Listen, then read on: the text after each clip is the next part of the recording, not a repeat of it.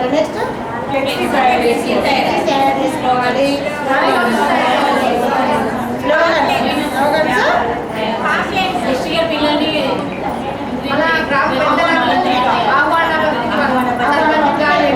ఎవరెవరిని ఇందులో భాగస్వామ్యం చేయాలమ్మా?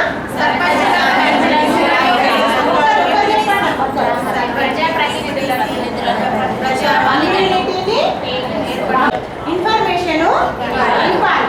మనకి ముందు మనం వాళ్ళకి ఇన్ఫర్మేషన్ ఇవ్వాలి.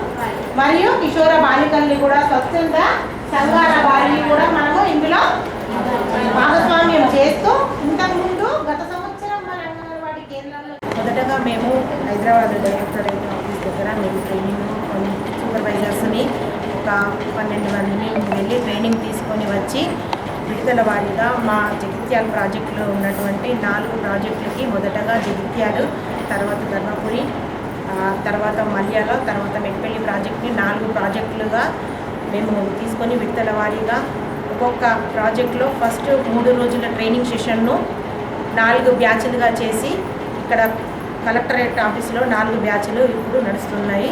దీని యొక్క ముఖ్య ఉద్దేశం ఏంటి అంటే మన చిన్నపిల్లలు 3 నుంచి 6 సంవత్సరాల పిల్లల యొక్క శారీరక, మానసిక, మేధో వికాస, భావోద్వేగ, సాంఘిక మరియు సృజనాత్మకత అభివృద్ధిని పెంపొందించడంతో పాటు పిల్లలు అంగన్వాడీ కేంద్రంలోకి ఆటపాట, కథ, సృజనాత్మకత, ఆహ్లాదకరమైన వాతావరణంలో పిల్లలు అన్నీ నేర్చుకొని ముందు ఇంకా పై స్కూల్స్కు వెళ్ళినా కానీ ముందు సమాజంలో బతకడానికి కూడా అన్ని స్కిల్స్ను కూడా ఇక్కడనే అంగన్వాడీ కేంద్రంలోనే ఇచ్చే దశలుగా ప్రీ స్కూల్ కరికులంను నేషనల్ పాఠ్య ప్రణాళిక 2020కి అనుగుణంగా కొత్త విధానాలను ప్రీ స్కూలు కరికులంను సులభతరం చేస్తూ ఈ కొత్త ట్రైనింగ్లు కరికులంను సులభతరం చేస్తూ మేము ఇక్కడ ట్రైనింగ్ ఇవ్వడం జరుగుతుంది.